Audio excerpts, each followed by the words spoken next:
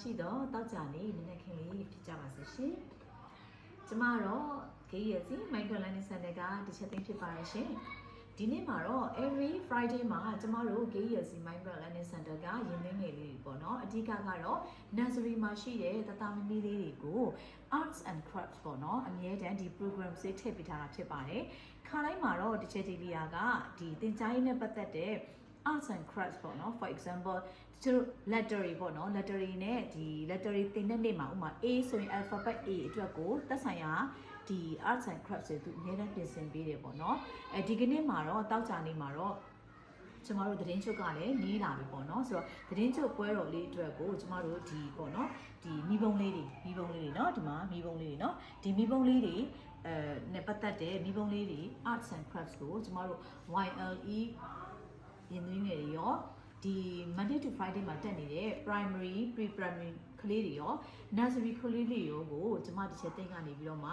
ဒီမိဘုံအလေးအလှဆင်ဖို့ပေါ့နော်ကျောင်းမှာလည်းအလှဆင်ဖို့ရဲတသားမမီတို့ကိုလည်းလက်ဆောင်ပေးဖို့အတွက်ကိုကြိုတင်ပြီးတော့မှစီစဉ်ပြီးတော့မှဒီပစ္စည်းလေးတွေကိုလွှတ်ပြပေးသွားမှာဖြစ်ပါတယ်ရှင်အားလုံးလည်းကြည့်ရှုပေးကြပါဦးလို့ကျမကဖိတ်ခေါ်ပြစေရှင်ပထမဦးစွာအနေနဲ့ပေါ့နော်ဒီကျမတို့မိဘုံလေးတွေလုပ်တဲ့နေရာမှာအဓိကမိဘုံလေးလုပ်မယ့်နေရာကဒီကြာပန်းလေးပေါ့နော်ဒီကြာပန်းလေးဒါလေးကတော့ကျမအစမ်းလုပ်ထားတာပါဒီကြာပန်းလေးလုပ်ချင်တာပေါ့နော်ကြာပန်းဆိုတာနဲ့ကျမတို့ကအရောင်အနေနဲ့ဒီကျမတို့ပန်းရောင်ကိုသုံးမယ်ပေါ့နော်ကြာပန်းဆိုရင်ဒီမှာ paper လေးတွေ A4 paper လေးတွေရှိပါတယ်ပန်းရောင်နော်ပန်းရောင်အနုရှင်ရှိတယ်ပြီးတော့ကျမတို့အောက်ခံအနေနဲ့ကတော့ကျမတို့အစိမ်းပေါ့နော်ထုံးစံတိုင်းအစိမ်းရောင်လေးကျမတို့ခံပေးမယ်ပေါ့နော်ပြီးလို့ဆိုလို့ရှိရင်ကျမတို့ကဂိုင်းလေးပါတစ်ခါလေးတက်ပေးမယ်เนาะဆိုတော့ကျမအရင်ဆုံးဒါလေးတွေကိုအရင်ဆုံးကြာပန်းအပွင့်လေးကိုကျမအရင်ဆုံးလုပ်ပြပါမယ်เนาะ A4 paper လေးကိုကျမချိုးလိုက်ပါတယ် A4 paper လေးကိုချိုးလိုက်ပါတယ်တဝက်ချိုးတယ်ပေါ့เนาะပြီးတော့ကျမ၄ခေါက်ပြန်ခေါက်လိုက်ပါတယ်၄ခေါက်ပြန်ခေါက်လိုက်ပါတယ်ရှင်ဒါလေးခဏဖယ်လိုက်မယ်เนาะမျက်စိရှုပ်မှာဆိုလို့ပါကျမက A4 paper လေးเนาะဒါလေးက A4 paper လေးပါ A4 paper ကိုကျမထက်ဝက်ခောက်တယ်ပြီးတော့၄ခေါက်ပြန်ချိုးလိုက်ပါတယ်ပြီးတော့ဒီလိုမျိုးလေးခောက်လိုက်မယ်ပေါ့နော်ဒီအနားညီအောင်လေးခောက်လိုက်ပါတယ်အနားညီအောင်လေးခောက်လိုက်ပါတယ်အနားညီအောင်ခောက်လိုက်တဲ့အချိန်မှာကျမတို့ဒီဘက်ချမ်းလေးပို့သွားတယ်ရှင်အဲ့ဒါလေးကိုကျမကမပြက်စီးအောင်လို့ကျမညှက်ထုတ်လိုက်ပါတယ်ရှင်ညှက်ထုတ်လိုက်ပါတယ်ဒါလေးကိုဘေးနားမှာထားမယ်ကျမတို့ပြန်သုံးလို့ရတယ်ပေါ့နော်ပြီးတော့ဒီဟာလေးကိုဒီဘက်ကိုပြန်ချိုးလိုက်မယ်ပေါ့နော်ဒါဆိုရင်သတိကံပုံလေးရသွားပြီရှင်သတိကံပုံလေးရသွားပြီဒီမှာသတိကံပုံလေးမှာဘေးနားမှာတောက်မှာပို့သေးတယ်ရှင်ဒါလေးကိုလည်းကျွန်မ DIY ပြန်သုံးလို့ရအောင်ဖြတ်ထုတ်လိုက်မယ်ရှင်ဒါဆိုရင်သတိကံပုံလေးရသွားပြီပေါ့နော်သတိကံပုံလေးရသွားပြီအဲ့ဒါလေးကိုတစ်ချက်တော့ထပ်ချိုးမယ်ရှင်ထပ်ချိုးမယ်နော်ထပ်ချိုးပါမယ်ထပ်ချိုးလိုက်ရင်ဒီလိုသတိကံပုံတေးသေးလေးရသွားပါတယ်ရှင်နော်တေးသေးလေးရသွားပါတယ်အဲ့ဒါဆိုရင်မကျွမ်းကျင်သေးတဲ့လူကတော့ဒီပုံလေးကိုခဲတံလေးနဲ့တောင်းလေးမှာအနားဆက်လေးမှာကျမတို့ဒီလိုမျိုးလေးပုံဖော်လိုက်ပါတယ်เนาะကျမတို့ဆရာမတွေကတော့ကားတိုင်းကကြီးလေးနဲ့ညှက်နေကြဆိုတော့လက်ကတော့ညံ့နေတာပေါ့เนาะဆိုတော့ဒါလေးကိုကျမတို့ဒီလိုမျိုးလေးညှက်ထုတ်လိုက်မှာရှင်ဒီအရာအတိုင်းလေးညှက်ထုတ်လိုက်လွယ်ပါတယ်ရှင်ဒါကျမဟို YouTube တော့မှပဲကျမရှာပြီးတော့မှလုပ်ထားတာပါဒါဆိုဒီအစလေးတွေထွက်သွားမယ်နော်ဒီအစလေးတွေထွက်သွားမယ်ကျမတို့ဒီစက်ကူရဲ့ DIY ပစ္စည်းအကုန်လုံးကိုကျမဘယ်တော့မှမလွတ်ပြစ်ဘူးအစမှန်သမျှကိုကျမပြန်သိမ်းထားတယ်ဒါတွေကကျမတို့ပြန်သုံးလို့ရတယ်ပေါ့နော်စက်ကူကတအားစေးကြီးတယ်ဒါဆိုကျမတို့ဒီမှာအချိုးလေးရသွားပြီနော်ဒီမှာအချိုးလေးဖြစ်သွားပြီနော်ဒါဆိုကျမဒါဖြန့်လိုက်ပြီရှင်ဒီလိုမျိုးလေးဖြန့်လိုက်ပါပြီနော်ဟိုဒီမှာနော်မြင်သာအောင်လို့ကျမအပြည့်ဒါဆိုရင်ကျွန်မဒါလေးဖြန့်လိုက်တယ်ပေါ့နော်ဖြန့်လိုက်ပါတယ်ခဏဒါလေးဖြန့်လိုက်ပြီဖြန့်လိုက်တဲ့ချိန်မှာဒီမှာဒီလိုမျိုးလေးပုံပေါ်သွားတယ်ရှင်နော်ဒီလိုမျိုးလေးပုံပေါ်သွားပါတယ်နော်โอเคဒီလိုပုံပေါ်သွားတဲ့နေရာမှာဒီလိုတောင်ကျုံးလေးတွေရှိမယ်ရှင်ဒီလိုတောင်ကျုံးလေးတွေနော်ဒီလိုတောင်ကျုံးလေးတွေအဲ့ဒီတောင်ကျုံးလေးတွေနေရာကိုကျမတို့ဒီလို double tick အသေးလေးနော် double tick အသေးလေးနဲ့ကျမတို့လိုက်ကပ်ပါမယ်ရှင်ခက်ကြီးလေးသုံးမယ်ဆိုရင်ဒီနေရာမှာကျမတို့မျိုးကတ်လိုက်ပါတယ်ဒီအတိုင်းလေးပဲကျမတို့ထောင်ကျိုးလေးတွေကတ်သွားမယ်ရှင်เนาะဒီအတိုင်းလေးပဲကျမတို့ထောင်ကျိုးလေးတွေကတ်သွားပါမယ်ကဲဒီမှာဆိုရင်ကျမဒါ double tick လေးတွေပတ်ပတ်လေးကတ်လိုက်ပြီပေါ့နော်ဆိုတော့ double tick လေးပတ်ပတ်လေးကတ်လိုက်ပြီးနောက်ပိုင်းမှာကျမတို့ဒီမှာဒါလေးနမူနာပြမယ်ရှင်ဒါ double tick လေးတွေကတ်ထားတာเนาะ double tick နဲ့ဆွဲကတ်ထားတာဒီအထဲကကျမတို့ဒီခွက်ကလေးကိုကျမတို့သုံးမယ်เนาะဒီခွက်ကလေးကိုသုံးပါမယ်အခုဒီမှာကျမ7ကနေပြီးတော့မှဒီဝယ်တောက်ထားတဲ့ခွက်ကလေးတွေစုထားတာပေါ့เนาะဆိုရင်ဒီ7ကခွက်ကလေးကိုကျမလွယ်ကူအောင်အရာလေး marking လေးပေးလိုက်တယ်ပြီးတော့အဲ့ marking တိုင်းကိုကျမဓာတ်လေးနဲ့ထိထုတ်လိုက်မယ်ရှင်နည်းနည်းလေးထိန်းလို့ပေါ့နော်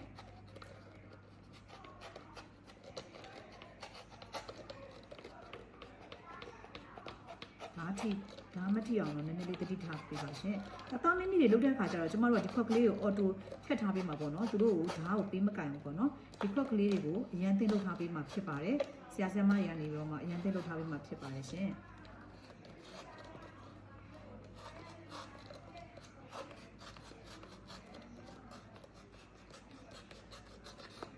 ဒါဆိုရင်ဒီမှာခွက်ကလေးရသွားပြီပေါ့နော်ဒါလေးကျမတို့ပြန်သုံးမယ်မလွတ်ပစ်ဘူးနော်ဒီမှာအောက်ခြေလေးကိုနည်းနည်းလေးနားလေးမြင်အောင်ကျမလိုက်ညှိလိုက်ပါလေရှင်နော်ဒါဆိုရင်နည်းလေးနည်းနည်းလေးလာပါကဲခုနကကြာပွင့်လေးဒီမှာခွက်ကလေးခံလိုက်မယ်နော်ခွက်ကလေးခံလိုက်ပြီးတော့ကျမ double tick လေးတွေကိုစပြီးတော့ဒီမှာပေါ့နော် double tick လေးရှိတယ်double tick လေးကိုကျမစပြီးခွာမယ်ပေါ့နော်ဆိုရင်ဒီမှာ double tick ခွာထားလိုက်တယ်နော် double tick ခွာထားလိုက်တဲ့နေရာလေးကိုကျမဒီလိုမျိုးလေးဆွဲကပ်လိုက်တယ်ရှင်နော်ဆွဲကပ်လိုက်တယ်နော် double tick လေးဆွဲကပ်လိုက်ပါလေဆိုတော့အဲ့လိုပဲ double tick လေးကိုပတ်လေးခွာလိုက်ပြီးတော့ကျမတို့ဆွဲကပ်သွားမယ်နော်အဲ့ဒါလေးကိုတော့ကျမဗီဒီယိုကြာမှာဆိုလို့ခဏလေးရက်ပါမယ်နော်ခုနကကျမပန်းမွန်လေးချိုးထားတာကိုdouble tick လေးနဲ့ကတ်လိုက်တဲ့ခါကျတော့ဒီလိုမျိုးလေးဖြစ်သွားတယ်နော် double tick လေးကတ်လိုက်တော့ဒီမှာပန်းမွန်လေးဖြစ်သွားပါပြီပေါ့နော်ဆိုပန်းမွန်လေးရဲ့အောက်ကကျမတို့ဒီကြာဝပေါ့နော်ကြာပွင့်လေးကိုခံမယ်ပေါ့နော်ဒီလိုမျိုးလေးပေါ့နော်ကြာပွင့်လေးကိုဒီအောက်ကနေပေါ့နော်ဒီမှာပါဒီအောက်ကပွင့်ချက်ကလေးကိုကျမတို့ခံမယ်နော်အဲ့တော့ very easy ပါဒါလေးတော့နမူနာလုပ်ပြတ်ထားတာပေါ့နော်အခုဒါလေးကိုကျမခောက်ပြပါမယ်ဒီလိုမျိုးလေးအရွယ်စားကတော့ A4 ရဲ့တစ်ဝက်ပေါ့နော် A4 ရဲ့တစ်ဝက်ကိုလုပ်လို့ရပါတယ်ဆိုတော့ကန့်သက်ထားတာမရှိပါဘူးဖွင့်ပတ်ကလေးကကိုလုတ်တဲ့ဒီအပေါ်ကကြာပွင့်လေးနဲ့ site ကလေးညီရပါပြီเนาะဆိုတော့ကျမတို့ကဒီမှာခောက်လိုက်ပါတယ်ဒါဆိုရင်ဘာချာခောက်လိုက်တယ်ပေါ့နော်ဒီမျိုးလေးဘာချာလေးခောက်လိုက်တယ်ဒီမှာကျမဆိုတော့ဒီမှာကျမအောက်ကနေပြီးတော့ဒီကြာပွင့်လေးအောက်ကအရွက်ကလေးပေါ့နော်ကြာရွက်ကလေးပေါ့နော်အဲ့ဒါလေးကိုကျမတို့လုပ်ကြမယ်ပေါ့နော်ဆိုတော့ကျမတို့ဒီလေးဒါလေးပြန်ညီအောင်ခောက်တယ်ဘိညာပေါ့နော်ပေါ်အောက်ပေါ့နော်ဒီလိုဘိညာခောက်လိုက်တယ်ပေါ့နော်ဒါလေးတစ်ခုရပြီဒီမှာလည်းကျမပြန်ဖြန့်လိုက်တယ်ပေါ့နော်ဒါကိုပေါ်အောက်ပြန်ညီအောင်ခောက်လိုက်တယ်ပေါ့နော်ခောက်လိုက်ပါမယ်စနှစ်ခုရသွားပြီပေါ့နော်နှစ်ခုရသွားပြီအဲ့ဒါကိုကျမတို့အလဲစင်တာကနေဒီလိုလေးညီအောင်ချိုးလိုက်မယ်ရှင်နော်ဒီလိုလေးညီအောင်ချိုးလိုက်ပါရရှင်ဒီဘက်ကိုလည်းကျမတို့ညီအောင်ချိုးလိုက်ပါရရှင်โอเคဒါဆိုရင်ဒီအလယ်မှာချိုးထားတဲ့နေရာလေးကိုကျမတို့ဒီနေရာလေးပေါ့နော်ဒီနေရာလေးကိုကျမတို့ပုံဖက်လေးညီအောင်လို့ကားသွားအောင်လို့ကျမတို့ stapler လေးနဲ့ပဲချုပ်လိုက်တယ်ရှင်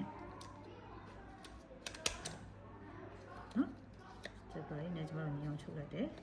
ပြီးတော့ဒီအလယ်ကိုလည်းဒီလိုမျိုးလေးပဲเนาะထပ်တူပဲတူတူပါပဲဒါလေးကို stapler လေးနဲ့ညီအောင်ဒီလိုမျိုးလေးပေါ့เนาะဆိုရင်ဒီမျိုးလေးဆွဲကားလိုက်တယ်เนาะဒီလေးဆွဲကားမယ်เนาะကျမတို့ဒီမျိုးလေးဆွဲကားမယ်เนาะဆိုတရွက်လိုတရွက်ပေါ့เนาะဆိုကျမတို့ထပ်တရွက်ထပ်ခောက်ပြပါမယ်ရှင်ခုနကကျမဒါလေးနှစ်ခုပေါ့เนาะနှစ်ခုရှိတယ်အဲ့ဒါလေးကိုကျမကနောက်ထပ်တစ်ခုထပ်ပိုးလိုက်တယ်ပေါ့เนาะဒါလည်းထိုးနီးတူစွာပဲကျမတို့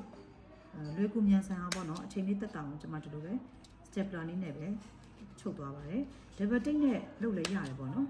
double tick နဲ့လုပ်လဲရတယ်ပေါ့เนาะဆိုတော့ကျမတို့ဒါလေးကိုပွင့်ချက်ကလေးအောက်ကပေါ့เนาะဒီအရွက်ကလေးပေါ့เนาะကြာရွက်ကလေးကိုကျမတို့ဖန်တီးနေရပေါ့เนาะဆိုတော့အနားညီအောင် stapler လေးတွေနဲ့ညံ့နေပေါ့เนาะကိုယ်ပိုင်သုံးနေလက်ညှိပတ်တာလို့ပါဖြစ်နေတယ်ဆိုတော့ဒါမျိုးလေး ဒါအောက်ကကြာခွန်းလေးဖြစ်သွားပြီပေါ့နော်ဆိုတော့ဒီမှာရသွားပြီပေါ့နော်โอเคနော်ဒါလေးကိုကျွန်မဒီလိုလေးမှောက်လိုက်ပါမယ်နော်ဒီလိုလေးပေါ့နော်ဆိုတော့အဲ့ဒီမှာကျွန်မတို့ double tick ကလေးကို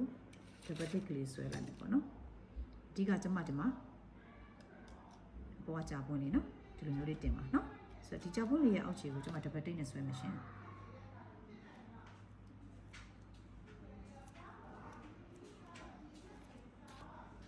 ဆိုတော့ double tick နဲ့ဒီလိုမျိုးလေးဆွဲလိုက်တယ်ရှင်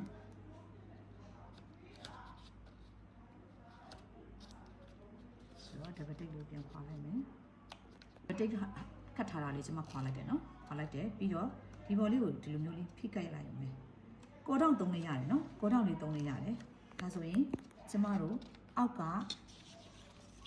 ကြာပန်းလေးပေါ့နော်ကြာပန်းရဲ့ဒီအရွက်နော်ကြာပန်းရဲ့အရွက်ကလေးရှိမယ်ကြာပွင့်လေးရှိမယ်ပြီးတော့ကျမတို့ဒီမှာဂိုင်းလေးတက်မယ်နော်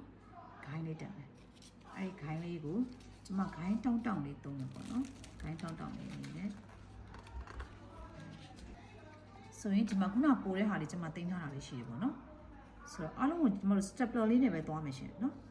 ဒါဆိုရင်ဒီနှစ်ခုကိုကျမတို့ချိတ်ဆက်မယ်ဒီနှစ်ခုကိုကျမတို့ချိတ်ဆက်တဲ့နေရာမှာ stapler လေးနဲ့ပဲသွားမယ်နော်ဒီလိုမျိုးလေးဂိုင်းလေးပေါ့နော်ဒါဆိုရင်ကျမခုနကပန်းပွင့်လေးလုပ်ထားတာပြီးသွားပြီအဲ့ဒီနေရာမှာကျမကဒီနေရာလေးကိုပဲဒီနေရာလေးကိုပဲချိတ် stapler လေးနဲ့တွဲမယ်နော်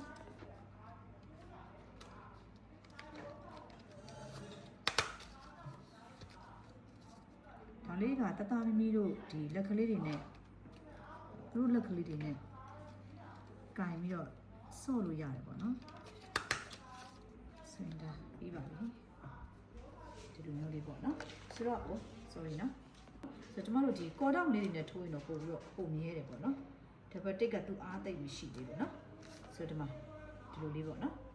ဆိုရင်ဒါမီးပုံလေးပေါ့နော်အထဲမှာကျမတို့ဒီဖျောင်းနိုင်ပေါ့နော်ဖျောင်းနိုင်အစားထိုးဒီဓာတ်ခဲလေးတွေနဲ့သုံးတဲ့ဒီဖျောင်းနိုင်လေးရှိတယ်နော်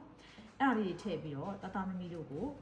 ကျမတို့ဒီသတင်းကြွမတိုင်ခင်မီးပုံလေးတွေပြင်ဆင်ထားဖို့ပေါ့နော်ဆိုတော့ဒီနေ့မှာတောက်ချာနေ့လည်းဖြစ်တယ်တောက်ချာနေ့တိုင်းကျမတို့က arts and craft အချိန်တွေကိုအမြဲတမ်းထည့်ပေးထားတယ်ခိုင်းတော့ချက် TV ကအမြဲတမ်း arts and craft ကိုသင်ပေးတယ်ပေါ့နော်ဒီနေ့ကတော့ကျမဒီချက်သိရနေတော့မှတတမီတို့ကိုအပြောင်းလဲလေးဖြစ်အောင်ရဲ့ပြီးတော့သတင်းကြွအမိလေးပေါ့နော်ဒီကြာဖွင့်မီးပုံလေးကိုသင်ပေးမှာဖြစ်ပါတယ်အားလုံးလည်းချစ်တော်မျက်စိလေးချစ်တော်နားလေးနဲ့ကြည့်ပြီးတော့မှအားပေးကြပါအောင်လို့ကျေးဇူးများတင်ပါတယ်ရှင်